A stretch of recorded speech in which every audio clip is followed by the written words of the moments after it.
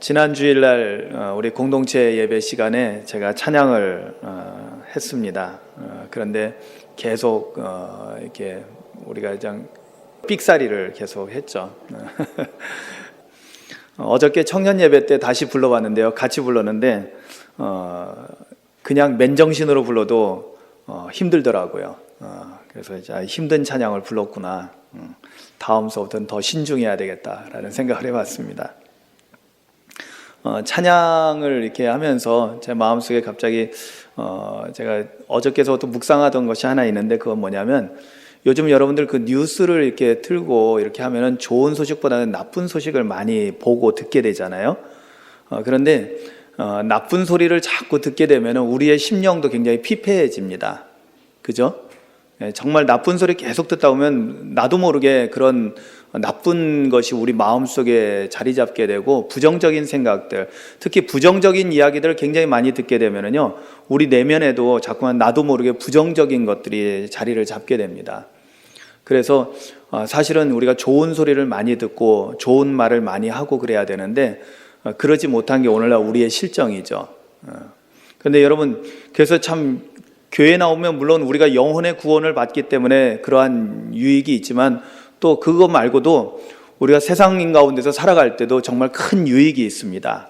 왜냐하면 이렇게 아름다운 찬양, 여러분 요즘 그 MP3라는 그런 그 이렇게 인터넷을 통해서나 아니면 요즘 이제 요즘은 USB로도 많이 이제 음악을 많이 듣는데요. 그런 음악을 요즘은 많이 듣습니다. 또는 이제 그 음원을 인터넷에서 다운받아 가지고 그 음악을 많이 듣는데, 사실은 그것도 문제가 있습니다. 왜냐하면 그 음파를 이렇게 측정하는 걸로 이렇게 보면은요, 그 MP3 이 음원이 좀 음질이 조금 떨어지는 것을 보면은, 이 그림을 보면은 굉장히 날카롭게 되어 있습니다. 그런데 이 날카로운 소리를 우리가 계속 듣게 되면은 굉장히 우리가 나도 모르게 스트레스를 받게 되고, 우리가 좀 평안을 얻기 위해서 음악을 듣는 건데, 그 음악을 들으면서 오히려 나도 모르게 굉장히 날카로워지고 예민해지고, 그리고 안 좋은 영향을 미친다는 것입니다. 그래서 요즘 이제 다시 또 아날로그 음악을 선호하는 사람들이 많습니다.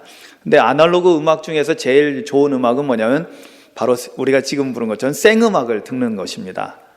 생음악을 듣는 것은 정말로 우리에게 좋은 소리를 듣는 거거든요.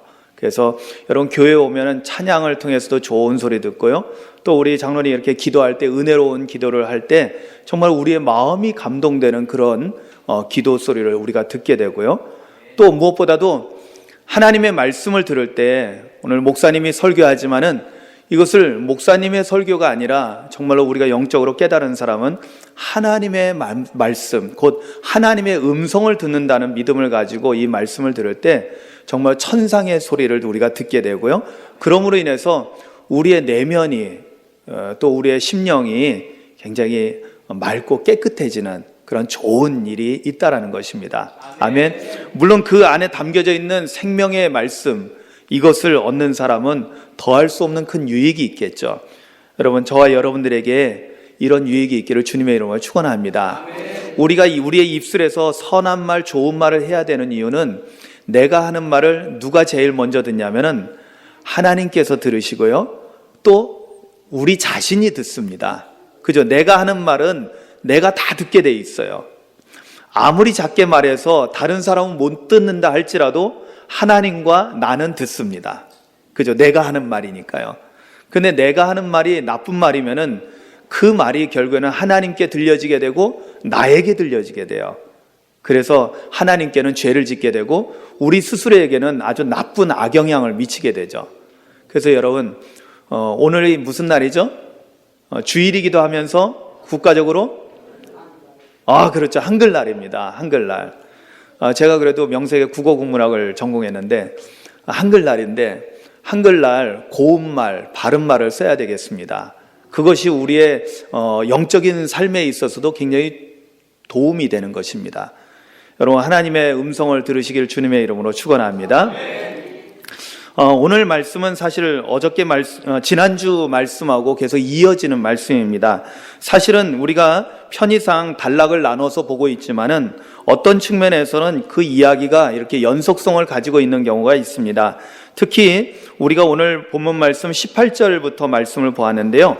17절에 보면은 예수님께서 나인성 과부의 외아들을 죽은 외아들을 다시 살리신 사건이 일어나고 그 일에 대한 마지막 결론이 뭐였냐면 17절에 예수께 대한 이 소문이 온 유대와 사방에 두루 퍼지니라고 말씀하고 있습니다. 그런데 18절에 가서는 뭐라고 되어 있냐면 요한의 제자들이 이 모든 일을 그에게 알렸다라고 말씀하고 있습니다. 그렇다면 17절과 18절은 연속성상에 있다라는 것을 우리가 알 수 있습니다. 예수님에 대한 소문이 온 사방에 퍼졌을 때 요한의 제자들이 이 모든 일을 듣고 가서 자신의 스승인 세례 요한에게, 여기 요한은 세례 요한을 말하죠. 세례 요한에게 가서 알려드렸다는 것입니다. 지금 세례 요한은 어떤 상황이었냐면 마태복음에 보면 지금 세례 요한은 감옥에 gat혀 있는 상황이었습니다. 감옥에 갇혀 있기 때문에 제자들을 보내서, 신부를 보내서 예수님이 바로 오실 그이입니까? 라고 묻게 했던 것이죠. 자, 이렇게 예수님에 대한 그 놀라운 이야기들, 병자들 고치시고 귀신들을 쫓아내시고 심지어는 죽은 자도 다시 살리는 이런 놀라운 역사를 일으켰을 때 그 이야기가 사방에 퍼져나가게 되고 감옥에 갇혀 있던 이 요한에게조차도 제자들을 통해서 전달이 되었던 것입니다. 이때 세례 요한은 예수님에게 제자 2명을 보내서 한 가지 질문을 하게 합니다. 그 질문은 뭐냐면 당신이 오실 그이입니까? 오늘 성경 말씀에 뭐라고 되어 있어요? 19절에 요한이 그 제자 중 2를 불러 주께 보내어 이르되 오실 그이가 당신이오니까 아니면 우리가 다른 일을 기다리오리까? 오실 그이가 당신입니까? 라고 묻게 했습니다. 그래서 제자들이 예수님을 찾아가서 요한의 제자들이 예수님에게 물었던 겁니다. 우리 선생님이 지금 감옥에 계셔서 예수님을 직접 뵐 수 없어서 저희를 보내서 여쭙게 합니다. 오실 그이가 당신입니까? 아니면 우리가 다른 사람을 기다려야 됩니까? 여러분, 이 질문은 성경을 아시는 분들은 다 아는 내용이죠. 뭐냐면 오실 그이라는 것은 누구를 말합니까? 바로 이스라엘 백성들이, 유대인들이 그렇게 기다렸던 메시아를 말하는 것이었습니다. 성경에 약속되어 있는 하나님의 약속 가운데 있는 이스라엘을 구원하고 이스라엘을 회복시킬 메시아, 예수님께서 행하시는 놀라운 일들을 보니 이분이 분명히 메시아인 것 같은 거예요. 그래서 세례 요한은 분명하게 예수님 자신에게 그 답을 듣기를 원했던 것입니다. 왜냐하면 메시아는 자기 자신에 대해서 스스로 알고 있기 때문입니다.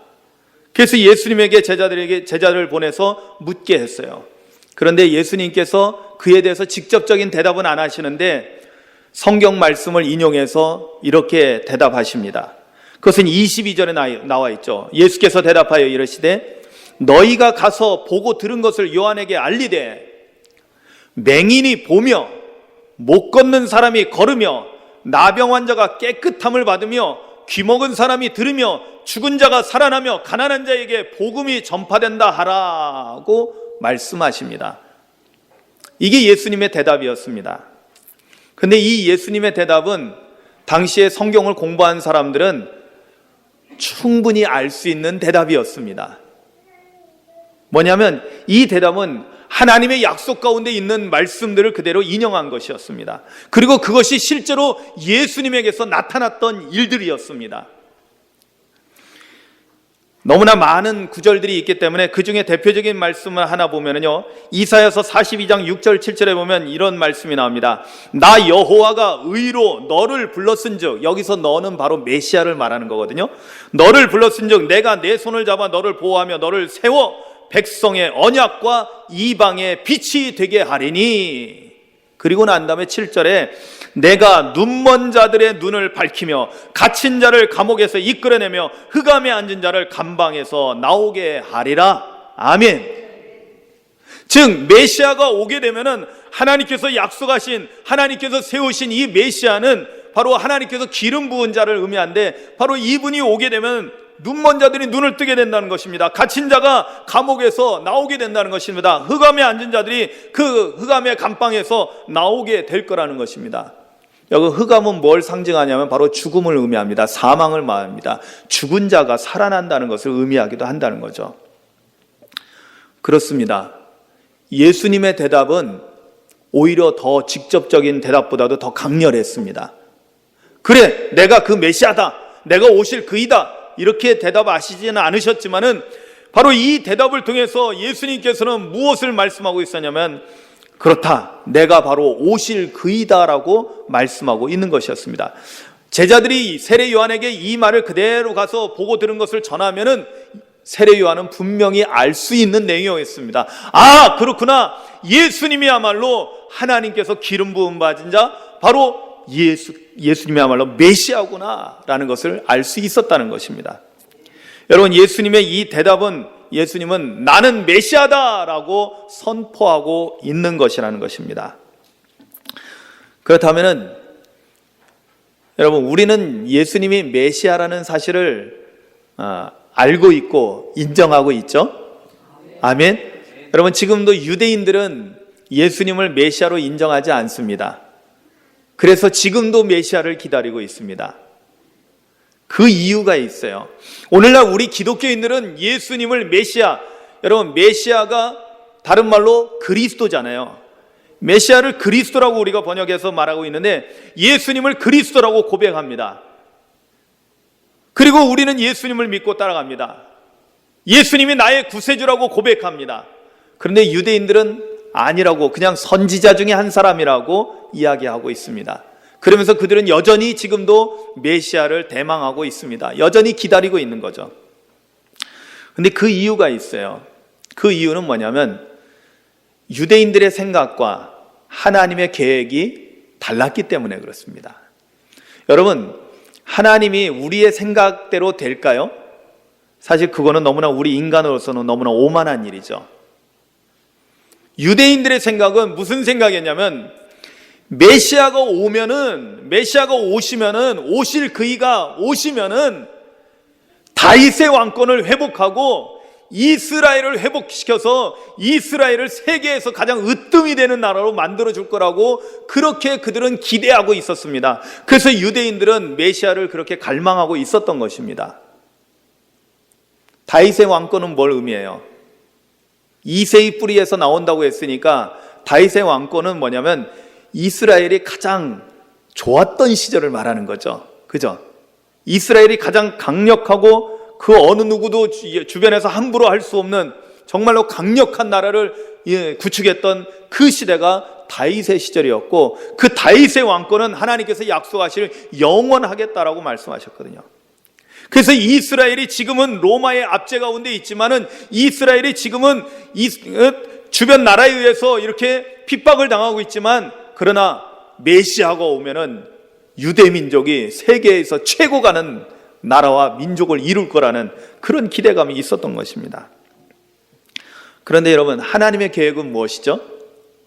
하나님의 계획은, 사실은 하나님은 이스라엘을 통해서 하시고자 하는 일이 있었던 거죠.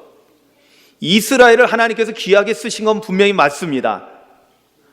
아브라함과 그 후손들을 통해서 이스라엘 민족을 이루게 하시고 이스라엘을 제사장 나라로 세워주셨어요. 왜? 이들을 통해서 온 세상에 하나님 나라를 이루기 위해서 그렇게 이스라엘을 귀하게 그들을 택하시고 부르시고 사용하셨던 것입니다. 그래요, 이스라엘, 유대 민족 아주 중요한 사람들입니다. 오늘날 좀 지각이 있는 많은 그 신학자분들이나 많은 그런 종교 지도자들이 우리의 그 기독교의 온전한 회복이 개신교가 사실은 개신교의 역사 이렇게 얘기하면은, 기독교의 역사를 얘기하면은, 어떤 사람은 우리가 루터가 종교개혁한 지가 올해로 499주년이고 내년이면 500주년을 맞이하거든요. 1517년이니까 내년이면 500주년을 맞이하게 되는데, 그러면 여러분 기독교의 역사가 500년입니까? 그렇지는 않죠. 예수님으로부터 시작된 기독교라고 한다면은, 오늘날의 현대 교회를 말한다면은 2000년의 기독교 역사가 있다고 말할 수 있는 것입니다. 근데 그 가운데 우리가 왜 이 중간의 것을 이렇게 건너뛰게 되냐면, 중세 카톨릭의 잘못된 것을 우리가 개혁을 하면서 이제 그 중세 카톨릭부터 우리가 나왔거든요. 그런데 사실은 정확하게 뭐냐면, 역사적인 측면에서 보자면 우리 개신교는 이전의 기독교 역사를 완전히 말살해서는 안 되는 것입니다. 잘못된 거는 우리가 잘못된 거는 잘라낸다 할지라도 그렇다고 해서 뿌리채 뽑아버릴 수는 없다라는 것입니다. 역사라는 거는 그렇습니다. 여러분, 우리 대한민국의 역사가 많은 역사의 굴곡이 있었죠.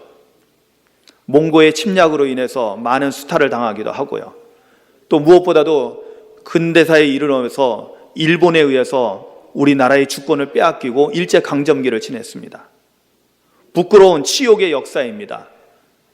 아직도 해결되지 않아서 일본과 계속 갈등을 벌이고 있는 것을 우리가 보게 됩니다. 위안부 문제가 대표적인 거죠. 여러 가지 피해를 입은 것에 대해서 정당한 보상을 받지 않고 사과도 받지 않고 그런 상태에 있는 것입니다. 그런데 여러분, 우리가 부끄럽고 치욕의 역사라고 해서 그것을 우리의 역사 속에서 제거해버릴 수는 없는 것입니다. 부끄러운 역사도 우리의 역사이기 때문에 그렇습니다.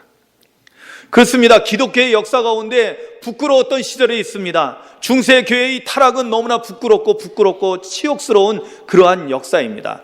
그러나 그렇다고 해서 기독교 역사에서 다 제거할 수는 없는 것이죠. 그래서 온전한 기독교의 회복을 위해서 우리는 중세의 카톨릭의 잘못된 것도 바로잡으면서 그것을 회복시켜 나가야 된다고 이야기를 합니다. 그런데 거기서 더 나아가서 무엇까지 해야 될까요? 우리가 성경을 읽게 되면은 구약과 신약이 있는 것을 보게 되고, 구약 시대는 이스라엘 역사가 중점적으로 다뤄지고 있습니다. 오늘날에 따지면 유대인의 역사죠. 그러나 이들조차도 우리에게는 소중한 기독교의 역사에 들어간다는 것입니다. 그래서 비록 유대인들의 대부분은 예수 그리스도를 메시아로 인정하지 않지만은, 그러나 오늘날 우리가 분명히 먼저 믿은 믿음의 사람들이 예수 그리스도를 거꾸로 이제는 유대인들에게 복음을 전해야 된다는 것입니다. 할렐루야. 그래서 사실 그런 사역을 하시는 분들이 상당히 많이 있습니다. 무슬림 그 사람들뿐만 아니라 유대인들에게도 그리스도의 복음을 전해야 된다라고 확신하고 복음을 전하고 있는 사람들이 있다는 거예요. 왜? 그들은 예수님이 메시아라는 사실을 모르기 때문인 거예요. 여러분, 모르면 어떻게 해야 돼요? 그렇죠. 잘 알려줘야 돼요. 여러분, 우리가 부족한 사람들이 있으면, 우리 그리스도인들은 사랑의 사람이기 때문에요, 잘 모르고 좀 부족하고 몰라서 좀 딴소리하고 있는 사람이 있으면은 우리가 무시하고 외면하고 박대하고 죽여버리고 그러는 것이 아니라 어떻게 해야 돼요? 잘 도와주고 잘 가르쳐줘야 돼요. 아멘. 그래서 유대인들에게도 이것을 잘 가르쳐줘야 된다는 거예요. 그러면서 우리가 가르쳐줘야 될 것은 뭐냐면, 하나님의 전체 계획을 우리가 제대로 알고 그것을 가르쳐야 된다는 거예요. 유대인들은 메시아를, 다윗의 왕권을 되찾고 이스라엘을 회복시키는 사람으로 보았지만, 하나님의 성경 전체 속에서 나오는 하나님의 놀라운 계획은 메시아를 통해서 무엇을 하고자 하셨습니까? 바로 모든 사람의 죄를 대속하게 하시고 모든 사람을 죄에서 구원시키시고, 할렐루야! 그리고 이 땅에 하나님 나라를 실현시키시고 완성시키고자 하셨다라는 것입니다. 여러분, 메시아가 오셨다라는 것은 어떤 의미를 갖냐면은, 예수님께서 그렇게 말씀하고 계시는 하나님의 나라, 하나님의 나라가 임하는 것을 의미합니다. 왜냐? 원래 하나님의 나라라고 할 때 그 나라는 어떤 의미냐면 하나님의 통치를 의미하거든요. 메시아가 오셨다는 것은 하나님을 대신해서 메시아가 이 땅에서 하나님의 통치를 실현시키시는 거예요. 그러니까 여러분, 예수님께서 명령하시면은 파도도 잠잠해지고요, 모든 귀신들도 꼼짝 못하고요, 말씀하신 대로 죽은 자도 살아나고요. 할렐루야. 그 말씀의 권세가 있는 것은 뭐냐면 예수님의 통치가 이루어진 거예요. 그게 뭐냐면 메시아의 통치입니다. 그것이 뭐냐면 하나님 나라가 임한 거예요. 그래서 성경에 보면 예수님은 뭐라고 말씀하셔요? 하나님 나라가 이미 임하였다라고, 하나님 나라가 이미 도래했다라고 말씀하고 있는 것입니다. 누가복음에도 여러 곳에 말씀 나오지만 마태복음에 있는 말씀을 제가 인용합니다. 마태복음 12장 28절에 그러나 내가 하나님의 성령을 힘입어 귀신을 쫓아내는 것이면 하나님의 나라가 이미 너희에게 임하였느니라. 아멘. 예수님이 메시아로서 이 땅에 오셨다는 것은 뭐냐면 바로 그것이 하나님 나라가 임하였다는 거예요. 자, 그렇다면 우리가 보면 알 수 있어요. 자, 하나님 나라가 도대체 어떤 나라겠습니까?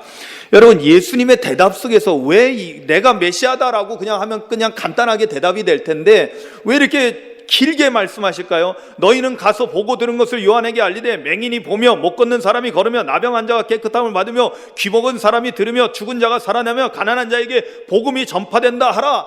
왜 이렇게 길게 말씀하실까요? 그래, 내가 그 사람이다 라고 하면 끝나잖아요. 그죠? 간단하게 말씀하시면 되잖아요. 근데 예수님께서요, 간단하게 대답하셔도 될 거를 의도적으로 길게 말씀하실 때가 있습니다. 중풍병자가 이렇게 왔을 때 일어나 가라 그러면 끝나는 건데 내 죄 사함을 받았느니라 이러느라고 이래가지고 또 이 바리새인들하고 갈등이 생기는 것을 보게 됩니다.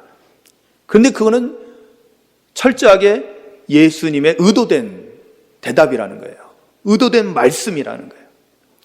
오늘 이 대답도 예수님의 의도된 말씀이에요. 이것을 통해서 예수님께서 메시아로 오셨다는 것은 단순히 예수님이 메시아다라는 것에서 끝나는 것이 아니라 하나님께서 이 땅에 메시아를 보내신 참된 의미가 무엇인가를 우리에게 가르쳐주고 있는 것입니다. 자, 그런데 그러면 오늘 예수님의 대답을 우리가 좀 더 면밀하게 깊게 살펴볼 필요가 있습니다. 여러분, 이거는 그냥 우리가 기정사실, 예수님께서 행하신 일들이지 하고 그냥 넘어갈 수가 있습니다. 그러나 사실은 그 이면에 더 깊은 뜻이 있습니다. 여러분, 말씀을 다시 한번 보십시오. 자, 너희는 가서 보고 들은 것을 요한에게 알리라고 22절에서 말씀하면서 6가지를 말하고 있거든요. 6가지. 첫 번째가 맹인이 보게 됐다라는 거예요. 두 번째, 못 걷는 사람이 걸을 수 있게 됐다는 것입니다. 세 번째, 나병 환자가 깨끗함을 받았다는 것입니다. 네 번째, 귀먹은 사람이 들을 수 있게 됐다는 것입니다. 다섯 번째, 죽은 자가 다시 살아났다는 것입니다. 마지막 여섯 번째, 가난한 자에게 기쁜 소식, 복음이 전파된다는 것입니다. 여러분, 여기에 바로 놀라운 세상 나라와 하나님 나라의 구별이 있습니다. 여러분, 여기서 맹인, 못 걷는 사람, 나병 환자, 귀먹은 사람, 죽은 자, 가난한 사람은 세상 나라의 모습을 말하는 것입니다. 여러분, 이 세상에서 우리가 살아갈 때 보면은 세상에서 처음부터 태어나면서부터 죽을 때까지, 아니 죽는 그 순간까지 그 죽음조차도 행복하게 지내는 사람이 있을까요? 그런 사람은 하나도 없을 것입니다. 인간에게는 기본적으로, 근본적으로 절대로 벗어날 수 없는 고통이 있습니다. 고난이 있습니다. 그것이 뭐냐면 제가 새벽 예배 때 여러 차례 말씀드렸는데 바로 생로병사입니다.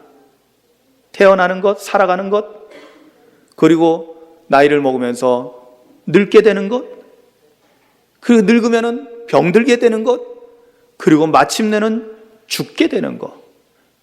이것은 어느 누구도 피해갈 수 없는 우리 인간이 가지고 있는 근원적인 고통의 문제입니다. 사는 것이 고통입니다. 늙어가는 것 고통스럽습니다. 병드는 것은 말할 것도 없이 우리에게 힘든 문제입니다. 참으로 한순간 한순간 우리가 병들지 않고 잘 지냈으면 참 좋겠다라는 그런 소망을 갖지만은 나이를 먹으면은 왜 여기저기 아픈지요? 병든 사람들을 보면 참 마음이 아픕니다. 그런데 사실은 아마 여기에 지금 한 40대라고 말할 것도 없어요. 제가 우리 청년들도 보니까 이제 30대들이 돼가니까 나랑 비슷하게 늙어가는 것 같아요. 얘네들도 아이고야 그러고 있어요. 앉았다. 예? 우리 앉았다 일어날 때 어이 하는데 나도 모르게 그냥 그 비명소리가 나오잖아요. 근데 이 30대 초반밖에 안 된 청년들이 어떻게 보면 저보다 더 늙은 것 같기도 하고, 예. 나름대로 저 친구들도 20살짜리들하고 같이 있으면 늙은이로 취급당할 거예요. 예. 그렇습니다.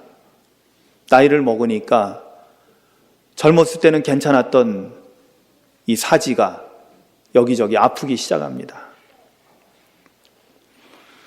우리 권사님 한 분 오늘도 제가 올라오는데 같이 올라오는데 계단을 기어서 올라오십니다. 저는 정말 하나님 앞에 하나님 정말 우리가 하나님 나라 언젠간 다 가겠지만은 그래도 그 가는 날까지 우리 건강하게 좀 해주세요. 아멘. 네. 정말 주님 손 붙잡고 우리가 걸어 다니기를 원합니다. 주님 손 붙잡으면 사람들은 안 보이잖아요. 그죠? 그러니까 멀쩡하게 걷는 것처럼 보이잖아요. 내 발로 걷는 것보다는 낫잖아요. 그런데 우리의 육신은 이렇게 연약한 것입니다. 그런데 여기 맹인, 못 걷는 사람, 나병 환자, 귀먹은 사람, 죽은 사람, 가난한 사람, 이 사람들은 세상 나라의 고통 가운데 있는 사람을 말합니다. 왜 그러냐면 세상은 하나님의 창조 세계의 그 완전함에서 떠나버렸거든요. 멀어졌거든요. 왜? 우리 인간이 죄를 범함으로 인해서 이 세상은 지금 일그러진 세상이요, 왜곡된 세상인 것입니다. 그렇기 때문에 이 세상은 불완전한 세상이 되어버린 것입니다. 하나님께서 완벽하게 창조하시고 보시기에 좋았다, 참 좋다라고 말씀하셨던 그 아름다운 창조 세계가 어그러진 것입니다. 깨져버린 것입니다. 그래서 오늘날 우리가 살고 있는 이 세상은 맹인들이, 못 걷는 사람들이, 나병 환자가, 귀먹은 자가, 죽은 자가, 가난한 자가, 여러분 이거 단순히 그냥 육체적인 병으로만 생각하시면 안 됩니다. 영적인 의미를 다 가지고 있어요. 예? 맹인은 뭐냐면은 눈을 떴어도 하나님을 보지 못하는 사람들이 맹인이에요. 이 세상 사람들이 그런 거예요. 여러분 못 걷는 사람들은 뭐예요? 여러분 영적으로 자기 자신이 하나님께로 걸어가지 못하는 사람을 말합니다. 나병 환자 누구예요? 무감각한 사람이라고 했죠. 예? 영적으로 감각이 하나도 없습니다. 귀먹은 사람 하나님의 음성 듣지를 못해요.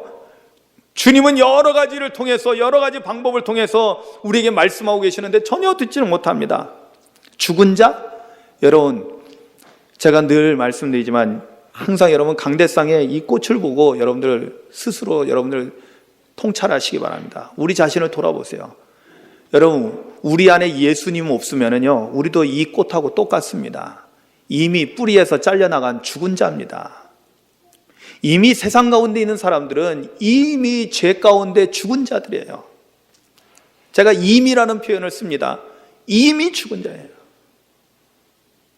언제? 우리가 에덴에서 추방될 때 이미 죽은 자예요. 육신의 생명을 가지고 있지만 영적으로는 영의 생명이 되신, 영원한 생명 되신 하나님으로부터 우리가 분리되었거든요. 그러니까 이러한 세상 나라들은 모든 것에서, 모든 면에 있어서 불완전한 것을 의미합니다.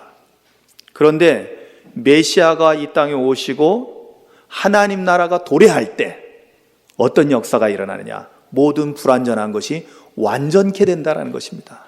그래서 맹인이 볼 수 있게 되는 것입니다. 이제는 볼 수 있다는 것입니다. 못 걷는 사람이 걸을 수 있다는 거예요. 하나님 나라에서는 못 걷는 사람이 하나도 없게 되는 것입니다. 나병 환자가 깨끗함을 받습니다. 그렇습니다. 하나님 나라에서는 불완전하게 무감각하고 못 느끼는 그런 질병 가운데 있는 사람은 하나도 없게 된다는 것입니다. 귀먹은 사람이 듣게 된다고 했습니다. 그렇습니다. 하나님 나라에서는 하나님의 음성을 듣지 못할 사람이 하나도 없는 것입니다. 죽은 자가 살아납니다. 그렇습니다. 하나님 나라에서는 더 이상 죽음조차도 없는 것입니다. 할렐루야. 그래서 그곳은 영생의 나라인 것입니다. 그리고 그곳에서는 하나님의 기쁜 구원의 소식만이 넘쳐나는 것입니다. 그래서 하나님 나라가 도래했다는 것을 주님께서 알려주시기 위해서 의도적으로 이렇게 길게 말씀하시는 거예요. 메시아가 오시는 것은 단지 이스라엘 사람들이, 유대인들이 그렇게 생각하고 있던 다윗의 왕권을 회복하고 이스라엘을 회복해서 이스라엘이 세계에서 제일 잘 나가는 그런 정치적, 군사적으로 으뜸이 되는 나라, 그것이 아니라 온전한 하나님 나라. 할렐루야. 이 세상 모든 사람들이 그곳에서 함께 구원의 기쁨을 누리면서 주님과 함께 영생의 기쁨을 누리는 그런 아름다운 하나님 나라, 메시아가 오신 것은 바로 그 하나님 나라를 이루기 위함이라는 것을 오늘 예수님께서는 이 대답을 통해서 말씀하고 계셨던 것입니다. 여러분, 우리가 몇 년 전에 한참 나는 가수다라는 그런 프로그램이 나와서 한참 그것이 사회적인 이슈가 된 적이 있었습니다. 제가 잘 아는 목사님은 정말로 목사님인데도 한번 직접 가서 들어보고 싶다라는 그런 이야기를 하더라고요. 왜냐? 우리가 그동안 보면은 젊은 그냥 걸그룹이라든지 이런 댄스하는 친구들이 와서 그냥 이렇게 하는 그런 시대에 정말로 노래 잘하는 진짜 가수들이 좀 그리웠던 거예요. 그래서 진짜 실력 있는 가수들이 나와서 경연을 했던 거죠. 나는 가수다라는 그런 프로그램에서.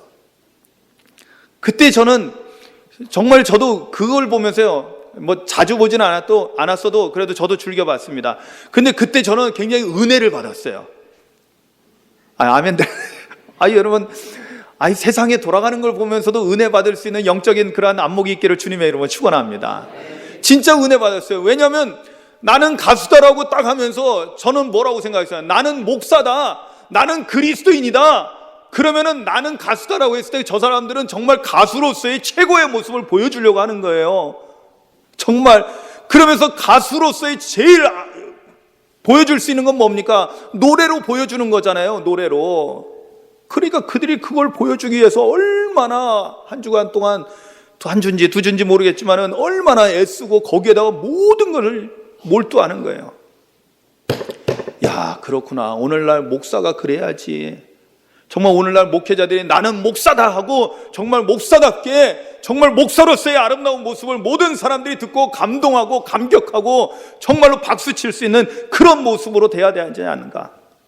또한 더 크게는 저와 여러분 모두가 나는 그리스도인이다라고 했을 때 정말 우리가 그리스도인답게 성경에 나와 있던 정말 초대교회의 모습처럼 모든 사람들에게 칭찬을 받을 수 있는, 할렐루야, 하나님께서도 정말 기뻐하시는 그런 그리스도인이 되어야 되지 않는가. 아멘. 여러분, 예수님은 나는 메시아다라고 선언하면서 나는 메시아다. 그럼 메시아가 뭐 하는 사람이냐? 메시아는 하나님 나라를 이루는 사람이다. 죄 가운데 있는 사람들을 죄에서 구원하고 그들을 하나님 나라 백성으로 만들어 주는 것이 메시아가 해야 할 일이라는 것을 오늘 말씀을 통해서 선언하고 있는 것입니다. 그래서 단순히 나는 메시아다라고 말씀하지 않고 이렇게 장황하게 말씀을 길게 대답하신 것입니다. 사랑하는 성도 여러분, 예수님을 구주로 모셨다는 것이 무엇을 의미합니까? 메시아가, 그리스도가 내 안에 오셨다는 것은 뭘 의미합니까? 그분의 통치가 이루어졌다는 것을 말합니다. 그것이 뭐냐? 바로 하나님 나라가 임하였다라는 것을 의미합니다. 하나님 나라는 모든 불완전한 것이 완전하게 되는 나라입니다. 여러분, 오늘 우리의 심령 가운데 이런 나라가 이루어지기를, 이런 하나님 나라가 이루어지기를 주님의 이름으로 축원합니다. 여러분, 우리가 주님 한 분만이면 족합니다라고 말할 수 있는, 고백할 수 있는 사람들이 바로 이것을 경험했기 때문에 주님 한 분만이면 나는 만족합니다라고 고백하면서 살아갈 수 있게 되는 것입니다. 그런데 이것이 안 된 사람은 자꾸만 세상의 헛된 것을 자꾸만 추구하게 되는 것입니다. 썩어 없어질 것을 자꾸만 바라보고 헛된 것을 쫓아가느라고 인생을 낭비하고 있는 것입니다. 사랑하는 성도 여러분, 하나님 나라를 소유하고 살아가는 저와 여러분들 되시기를 주님의 이름으로 축원합니다. 영원히 소멸되지 않는 그러한 영적인 하나님 나라를 오늘 우리의 마음 가운데 이미 이루어졌다는 것을 믿고 그 믿음 안에서 평강을 누리시고 넉넉함을 가지고 많은 사람들에게 나누고 베풀며 살아가는 그리스도인이 되시기를 주님의 이름으로 축복합니다. 아멘. 우리 함께 조용히 눈을 감고 기도합니다. 오늘 말씀을 깊이 생각하며 기도하겠습니다. 주님, 예수님이 메시아고 메시아를 내가 모셨을 때, 내 마음 가운데 모셨을 때 내 마음 속에 하나님 나라가 도래한다는 것을 저희들이 배웠사오니 오늘 우리 심령 가운데 하나님 나라가 완성되게 하옵소서. 그래서 온전한 하나님 나라, 완전한 하나님 나라가 우리 안에 있게 하여 주셔서 예수님 한 분만으로 만족하고 영생을 누리는 우리가 되게 하옵소서 소망하며 기도합니다.